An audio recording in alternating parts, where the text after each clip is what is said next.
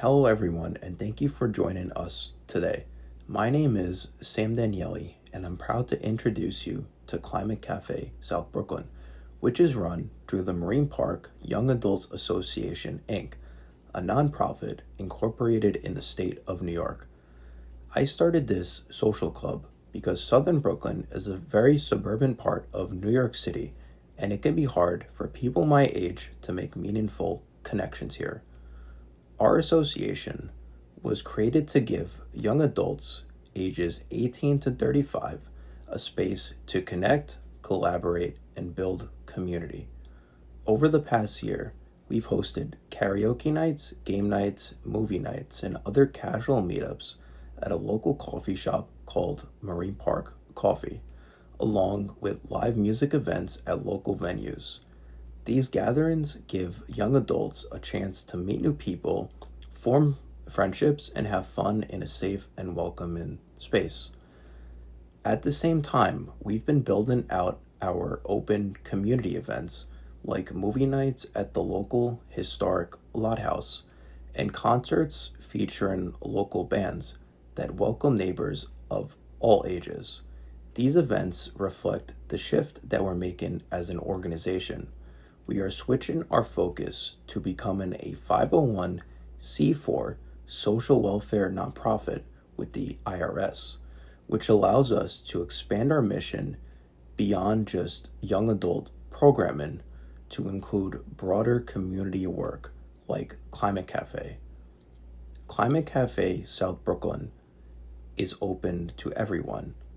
It's part of our association but operates under its own name, almost like a branch of the group, so that it can welcome people of all ages into the conversation. We're proud to be an official chapter of Climate Cafe NYC and a recognized hub through Force of Nature, a UK based nonprofit empowering youth led climate organizing. Just recently, on Saturday, we held a meaningful call with the Edinburgh Climate Coalition. This call has been professionally edited and will be playing it for you next. After the call, Angela from the group will join us to explain more about our group and the important work that they are leading overseas in Scotland. Our commitment to building community also extends through volunteer work with the New York City Parks Department, where we take part in street tree care and stewardship volunteer opportunities, and through supporting marginalized groups such as domestic violence survivors by collaborating with Community Heartbeat Foundation, a local Brooklyn nonprofit. In short, Climate Cafe South Brooklyn is about bringing people together, sparking honest conversations about climate change, and weaving social, cultural, and service opportunities into a strong community for all. Keeping things the way it is. Status quo is a little bit more the order of the day around here. But there's a Right, lot of new right. people moving in, so there is you know awareness, and we could do things like Climate Cafe here. But Mhm, I see what mhm. Sam's getting at. But in general, Brooklyn, yeah, you're gonna like he's from a different part of Brooklyn, and I would say that's he's not on the camera. That's what. Yeah, Hello, Darren. hi, hi. He's from a very different part of Brooklyn, which I would say is less conservative, or yeah. Well, Right. Yeah, so I didn't introduce myself earlier. My name is Darren, Uh, and I'm a local author. right. I created a book on disaster management and preparedness for Mhm. people who live in cities, Okay. and I cover a lot of things that are related to climate issues.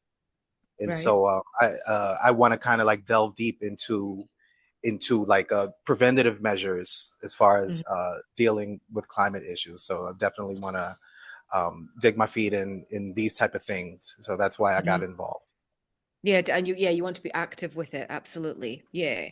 And feel you're actually, you're doing something as well as, writing your books and getting the message out like Mhm. that. Yeah. Excellent, good stuff.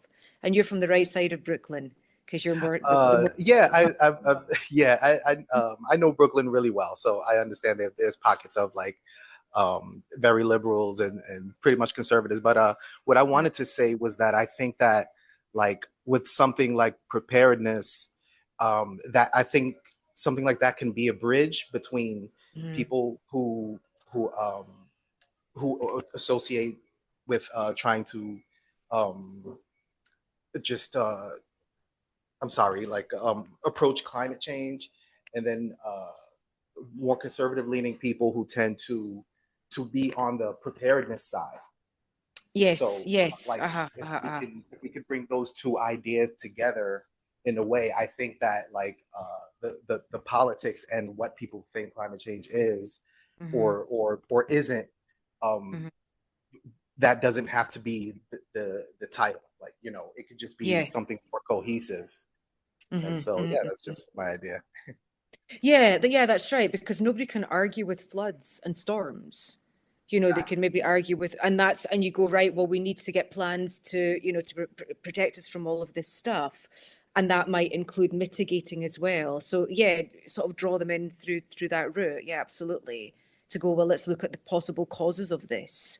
Could it be climate change kind of thing? Maybe even get them to join the dots with that. So cool. And can I ask, so have you guys amassed as a result of Sam's efforts, or were you all here from June setting it up? Or have you come to the Climate Cafe right? Okay, great. This is good. So you got your disciples there, Sam. Yeah, I The mean, I four. think, yeah, I mean, I think that, there was, you know, even though it could be a very conservative area, there's always people who, know and care about climate change. So I Yeah, just think that, yeah, people just really needed like kind of like a support group almost, just to yeah. gather, and just talk about climate change. And it's interesting you brought Yeah. up about like, Mhm. like action and stuff because we do actively volunteer with like local groups. Like I know Mhm. yesterday in a neighborhood not too far, Garrettson Beach, there was like a street tree care event that one of our members, Jade, actually organized. Um, Mhm. and Mhm. in November, I'm actually doing one in Marine Park with it's also with the Parks Department too. So we do like Right, actively right. volunteer with like city, agencies and stuff like that. Yeah. I think that you're being very active by doing this as well, though. However often is it once a month or something you do it, or is it every week that you meet up, or how frequently is it?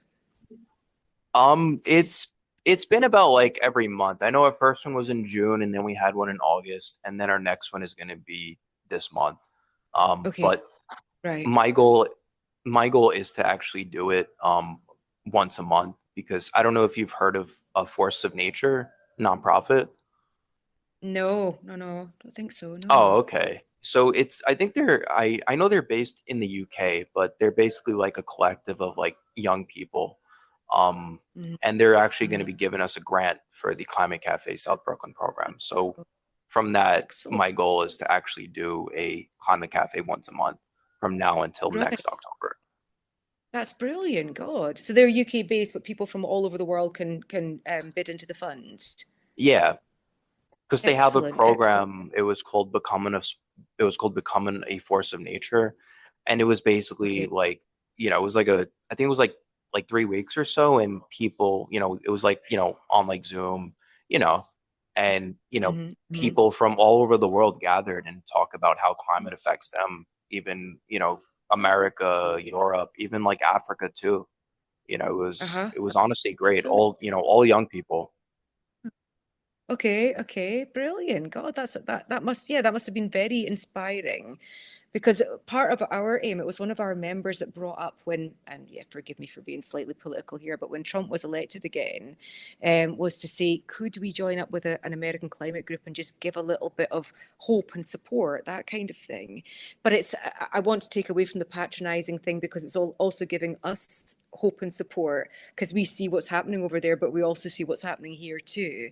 There's a rise of the far right here, who are saying, yeah, drill, baby, drill, absolutely, and denouncing climate change. And even the Conservatives in UK, in Westminster, are saying, yeah, they want to give tax breaks to the big oil and gas companies, and start to really, really think about drilling again in the North Sea and whatnot. And yet talking a lot like the kind of far right party. They're talking about taking us out of the European Court of Justice and stuff as well.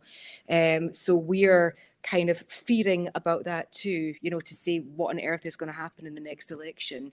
So it's definitely to offer ourselves hope as well by speaking to you guys. Yeah, that was the kind of aim. And I don't know whether, one of the other members said, oh, you've definitely got to have, very clearly defined kind of aims and outcomes for your pairing with these people. Otherwise, it's just going to be a waste of time and it's this and that. And I don't know that I would see it like that, or that I see it that maybe once every 3 months, we have a Zoom like this and we just touch base and we talk about what we've been doing over the past 3 months. And the encouraging things we're finding, the kind of negative things we're finding and how we're overcoming, that kind of thing. I don't know. What do you think of that? How would you view that? Yeah, I mean, I think to make this, routine, I mean, because Yeah, good, it's a good. pretty small turnout today, but at our last climate cafe, we had like 20, 25 people, Oh, you know. wow. Oh, Yeah, well, okay, that's brilliant. Wow, wow, very impressive. Okay. thanks.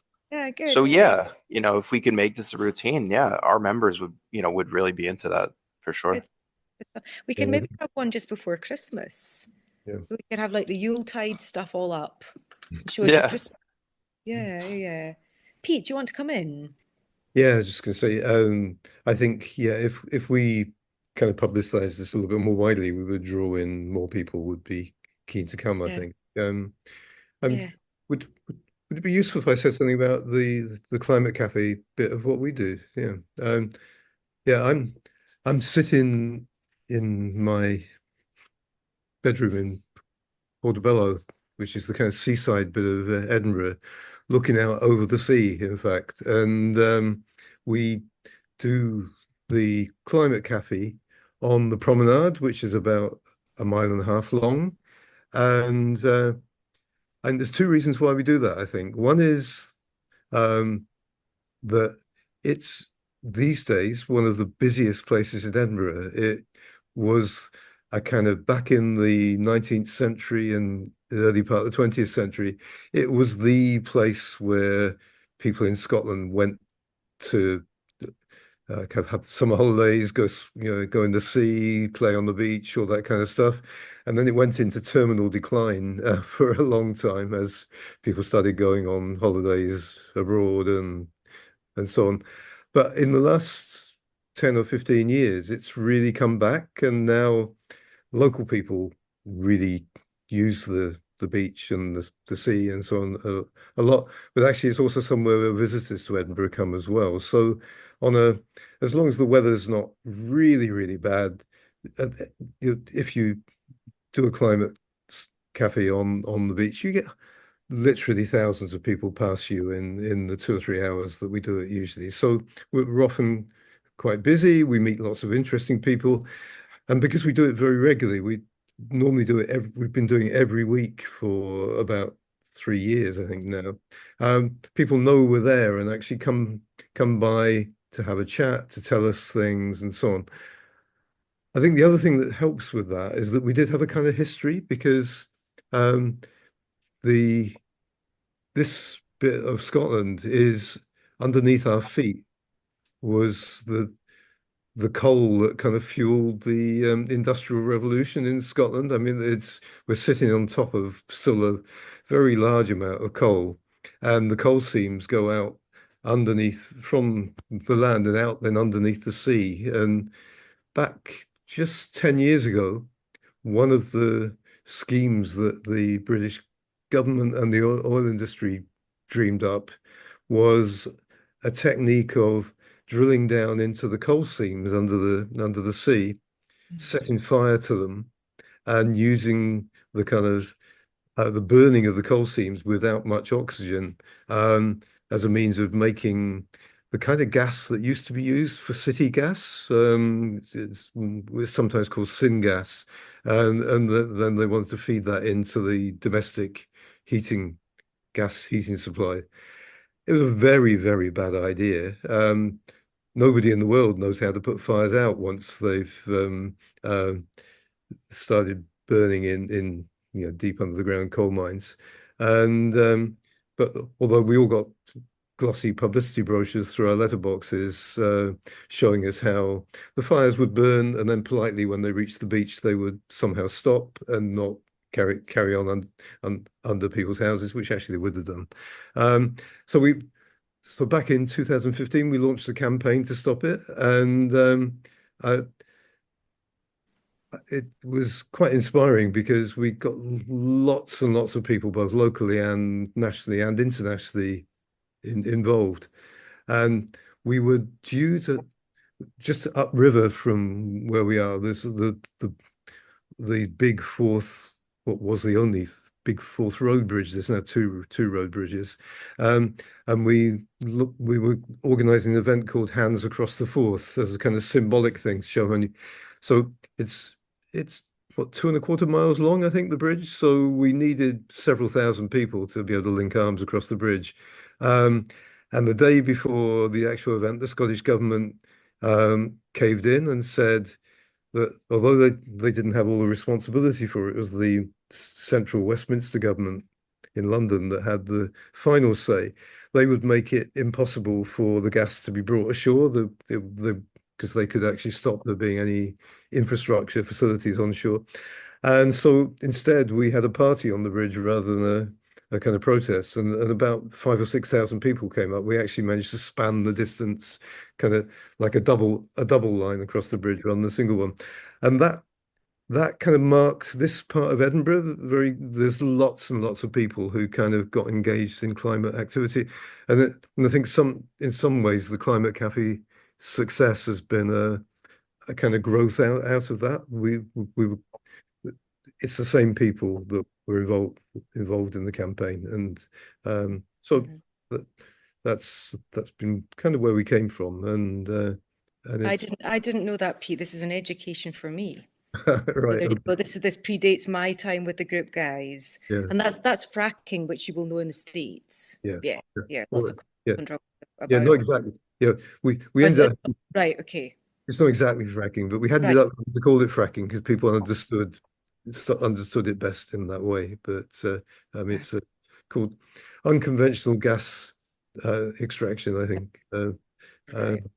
but but yeah, so and on the cafe we have a big stock of kind of interesting materials, and but basically what we do, we um look for people to come up to us. We spend lots of time talking to people. Sometimes we link people up with other campaigns, things they can get involved in. Sometimes, sometimes we get adults talking to their children. It's astonishing how, when we start the conversations off, the children actually are better educated about climate issues than their parents. Um, um, and the there's been occasions on which parents have been quite shocked that their children know all this stuff that they didn't know, so that's been really good, and partly because of that, we also have activities for kids as well. So sometimes craft activities. We have I don't know if hopscotch is a thing in the States. A kind of Yeah, it is. yeah, yeah. It goes. I mean, I know I think it's across the whole of Europe, although it has different names in different countries, I think. But anyway, so we have a, a, a kind of cool the planet hopscotch where if the the squares are numbered in terms of the amount that the global temperature rise, so it starts off from kind of 1.5 and goes upwards. And if you do it the right way around, uh, you do it so that you're hopping down the temperature scale, and if you do it the other way, and it's interesting because most people just start jumping, and then they start thinking, hang on, what am I doing here? And it starts a really good conversation starter. So yeah, that's kind of what we do. And to my shame, Sam and Party, I've never been. So I need to get myself there, Pete. I do acknowledge this. Is it right that you sometimes have a bonfire on the beach too, Pete? Is that just in my imagination? We occasionally have a special event where we do the climate cafe and then invite people along for a kind of barbecue and Right. Okay, so I have been to the barbecue type yeah, thing. yeah. But let me know your next one and I shall be there. Yeah. Okay, good stuff.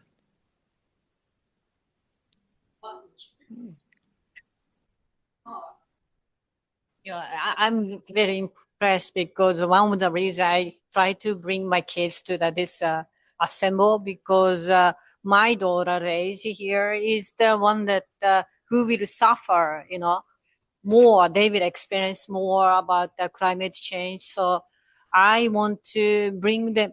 Luckily, some open this meeting for all ages range. So I'm so lucky to bring her as much as possible here, and hopefully she will, have the leadership, take leadership to, spread this, things to the community little by little, or maybe she can bring to the school and so on. And also, I'm sometimes teaching at the school, like 14, 15 years old. So I will try to get the tips to something I can, let them know what's going on in the climates and so on. That's it. And what was your name?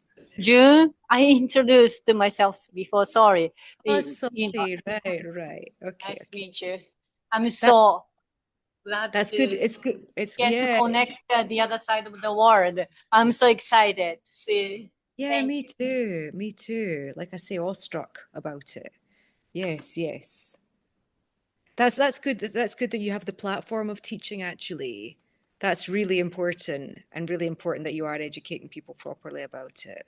Definitely. That's very fortunate, a very fortunate position to be in. Yes. Yeah. So yeah, I mean, one of the things, somebody else want to speak. I have a question. So how do you get the bridge to the political issue, political involved bridge to political people about the environmental issues?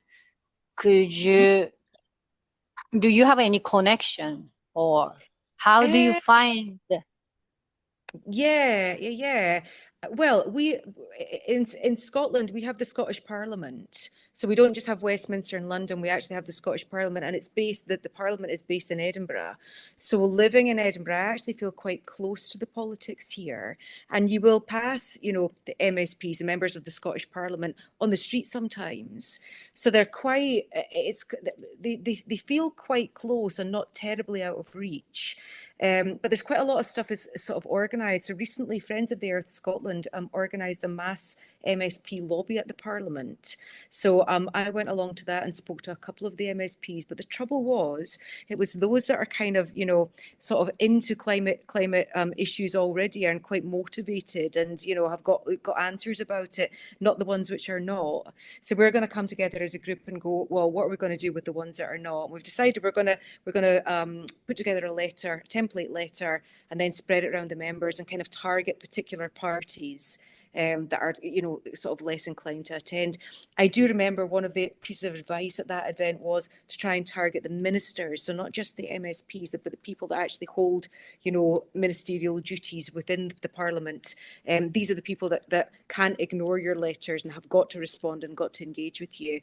And we might, after that, try and go along to their what's called their surgeries as well, to try and meet them and kind of, thrash out the issues too. And hopefully people, even people in our group can feel like a bit unconfident about speaking about it because it's such a big topic and there's so much science involved. And I certainly am not educated to the science, although I understand it, but I'm not up there with it.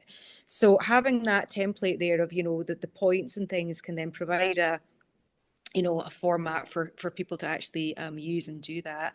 But we what else do we do in terms of the various things like that.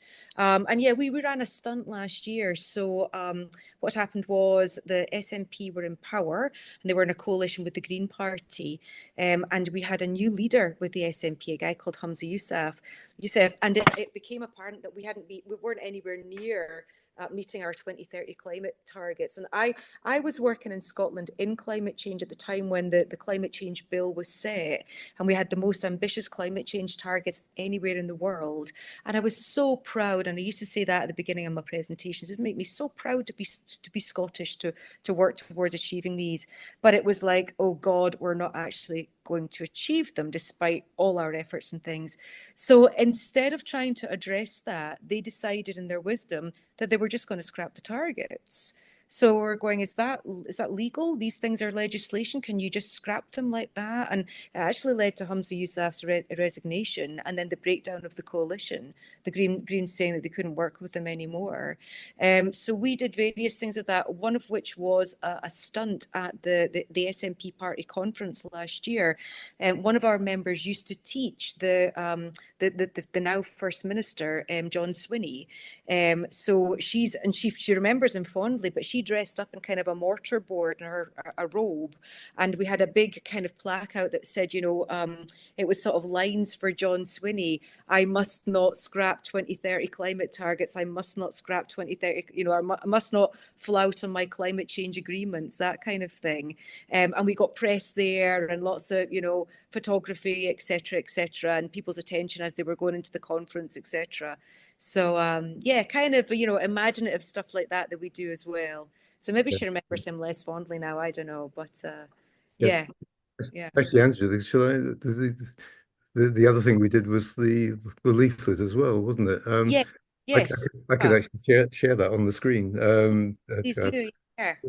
Please do. Yeah, but I mean, in Scotland, we're in a kind of, in some ways, kind of very close to issues around climate because most of the British oil and gas is just off the shores of Scotland, particularly the north of Scotland.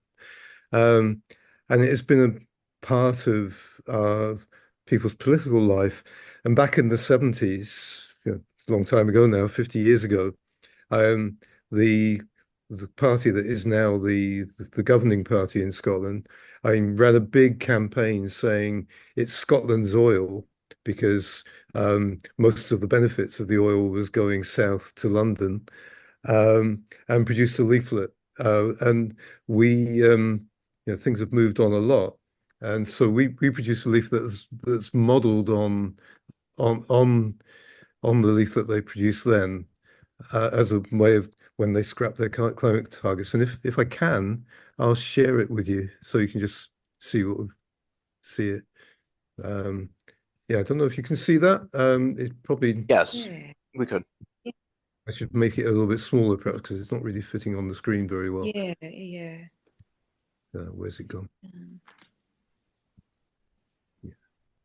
Yeah, I don't know if I can do that, but yeah. So there are four heads, and it's why is our government scrapping the climate targets, and then we have some contact details on the back, but we've given out probably several thousand of those at the Climate Cafe over the last little while, and I think it's been fairly successful.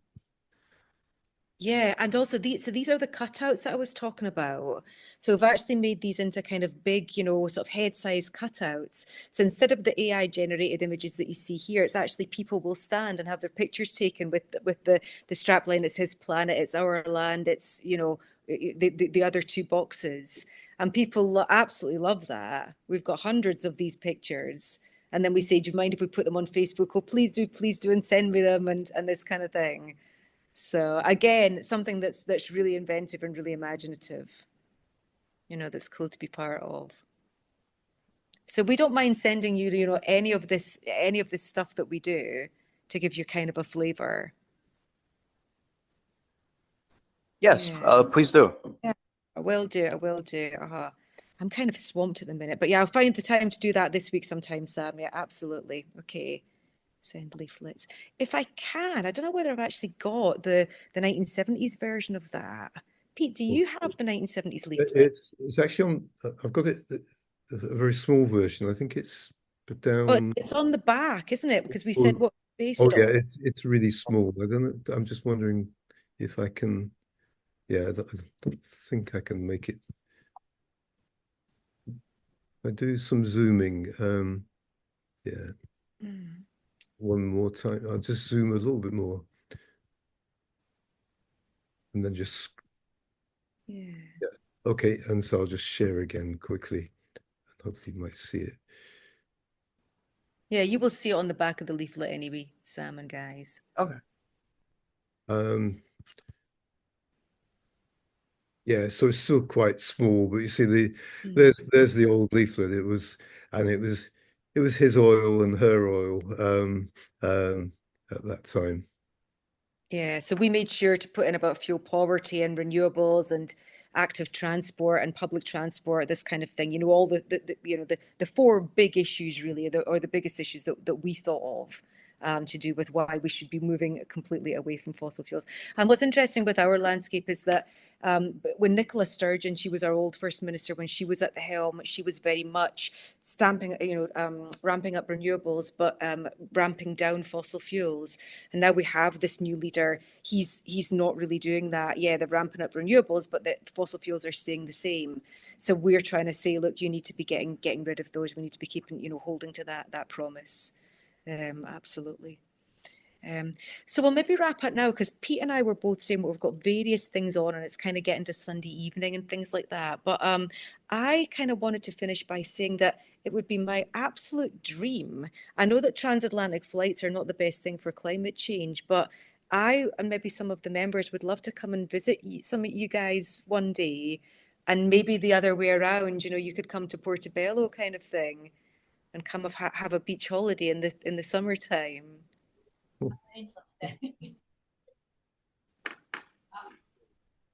Yeah, I mean, That that's would be cool. great. Yeah. Yeah. Right now, I've got health problems and various bodily issues and things, and sitting on a flight is not the ideal, even for an hour, never mind, however long it would take. But when I get out of that, then yeah, I've always wanted to visit New York. So, as and when I do, I will come and pay you guys a visit as well. That would be excellent. And you're very, very welcome in Edinburgh whenever you want to come, either alone or collectively or whatever you want to do. Okay. Definitely, yeah. Do you have any other questions or any other things you want to impart before we say adieu? No. So what's the date of your climate cafe in December? Do you have a date yet? So our next climate cafe is this month. I think it's on October 17th. We haven't planned anything that far ahead yet. Right, okay, so maybe when you get the date of that, let us know, and then we can hook up like we are today. So today is not the climate cafe. I No. see, getting together just for this. Okay, right, all right. Yeah. Well, let's just think of a date in December then that you guys can do and we can do, and we'll set up another Zoom link for that, and we'll have another link. Okay. Yeah. Yeah, Very and good. we could maybe even do it from the beach in Portobello where we normally do the cafe. Yeah, and get people to come Yeah. over and speak and communicate. Yeah. Yeah, that would be good. Yeah, the other guy that runs the cafe, he's kind of incapacitated just now as well. He was supposed to be here today and give you like a span of the beach. There has been a storm, so thinking, God, what kind of state is it going to be in? But he's not been able to make it. But hopefully he'll be able to be here in December, and you can speak to him too. He's really passionate. Yeah.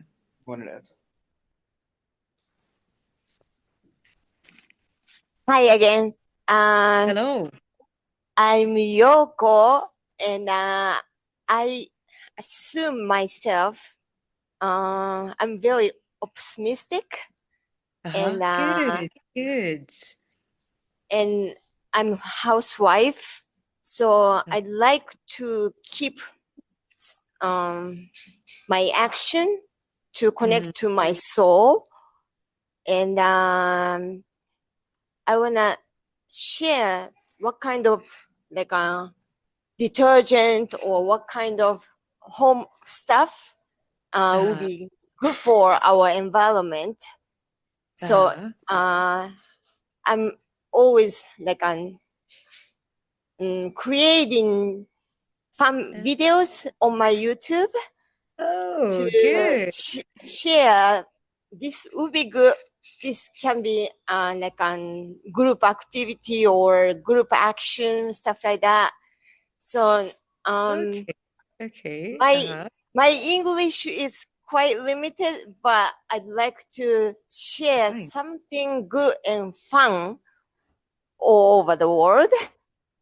Excellent. And yeah, I have one question today to P and U. I don't really know that group name Climate Cafe is very like an understandable for everybody, or only a part of like an conscious people can understand our activities. So I don't really know. When I first heard Climate Cafe, that activity's name, I don't really know. I didn't really know what was going on in the group. So in your place, Edinburgh or Scotland, is it really like an obvious or like an understandable? What would you say to that, Pete? Yeah, I think people find it quite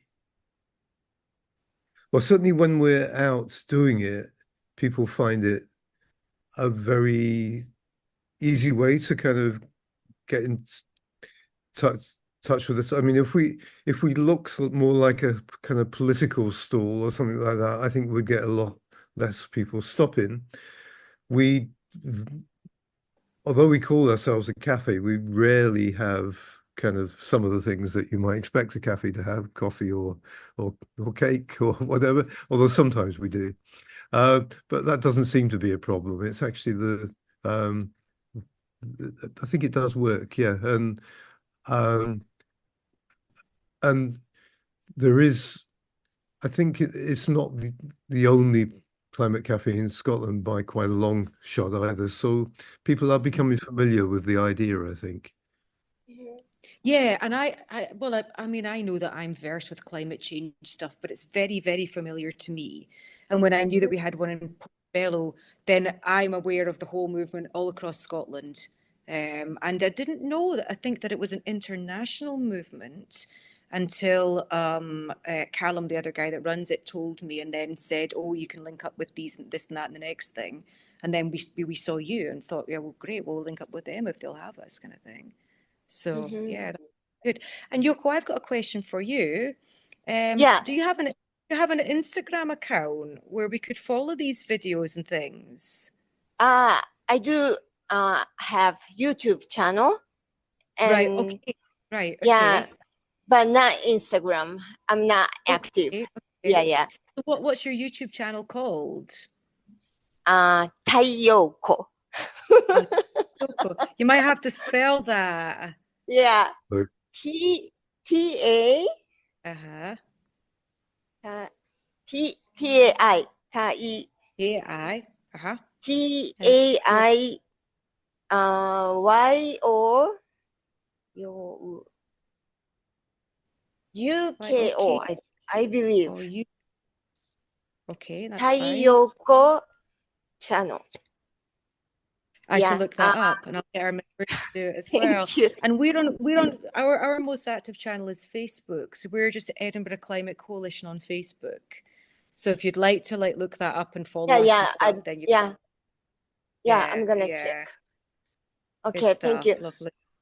Yeah, and I visited not Scotland, UK, a very small town called Totnes. Have you heard? Okay. I don't know that I have.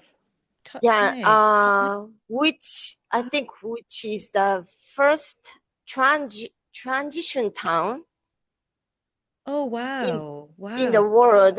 And I Wow. took a short course of deep environment, no, Wow. deep ecology. Oh, wow. Oh, that's cool. Right. Yeah, Okay. by one like an Indian philosopher and educator. Oh, wow. His name is Satish Kumar. Okay. Okay. And Wow. yeah, and he's a very like life length activist. Activist. Yeah, to the whole planet. Right. And Right. yeah, Yeah. I heard in the UK or Scotland one activity called rewilding. Yes. That's Yeah, big here. Yes. yeah, Yes. Yes. it's happening, and I like the idea so much. Yeah. Meters below where I'm standing. Oh. Yeah, That's so yeah. That's yeah. I follow or support a charity called Trees for Life, and they're talking about rewilding the Highlands of Scotland, and they do lots of mhm. tree planting and all sorts of things. I've yet to go and visit them. I need to do that. I actually pay into. I had a cousin who passed away about 15 years ago. In fact, I say about 15 years ago. It was 15 years ago today. And so when I had a car and I used to have to take long journeys, I would donate half of my petrol money to a grove in his honor, because you can plant groves, for deceased people or for whatever memorial you want. So I've got what's called Ali's Tartan Grove in the Highlands, and I've never been to see it. So I need to Wow. go and see it. And this rewilding project, yeah, that's really cool. Absolutely, Yeah.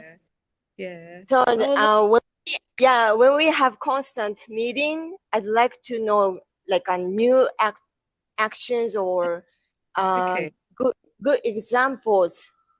okay, Well, Yeah, hopefully, we should do. Yeah. We've got a couple of things coming up between now and then. So yeah, absolutely. yeah. Okay. Thank you. Yeah, thank you. Okay, well, I think we'd probably better end there and resume the evening. Yeah. But thank you all for your time. Brilliant. Absolutely brilliant. Yeah, I mean, this has been great, Yeah. and I Yeah. definitely want to do it again. Cool. Excellent. Good stuff. You can save us some mulled wine and mince pies when we come and connect with you in December. Just thinking, Pete, it's a shame you're saying it's not really a cafe because it's on Portobello Beach, but it's a shame we couldn't get some kind of urn and be giving out even non-alcoholic mulled wine or something. Yep, true. On the night that we connect with these guys. Yep, no, we should. We'll see. We'll see. Yeah. Yeah. Okay. And I know we can. I know it's possible from the location to do Zoom hookups because we've done it before. So Right. definitely, yeah, we can definitely do that. Good stuff. Okay, so enjoy the rest of you guys' day. Yep, it's really Thank good to you. meet you. Lovely to meet you. Have a nice coffee. That's how you say it, right? Coffee. Yeah. Have a good coffee on us. Thank you. Thank you. Bye. Bye. Take care. Bye. Bye. Hello, Salmon Gang. It was lovely to meet you the other day, making this little video to give you a little summary of what we are about. So we are the Edinburgh Climate Coalition. We formed just after COP26. For those who don't know, the COPs are the big international meetings for world leaders to make decisions on climate change that happen yearly now. Although sometimes you do wonder if there is much of any point in them, but never mind. COP26 was in Glasgow, we are in Edinburgh, so people all over Scotland really took to the streets in Glasgow to call for action and change, and we were a part of that. In fact, we sort of led transport, etc., for the Edinburgh contingent. Decided to form after that to try and hold leaders account for decisions made to take action, but also to provide an umbrella body for all the various green groups in Edinburgh.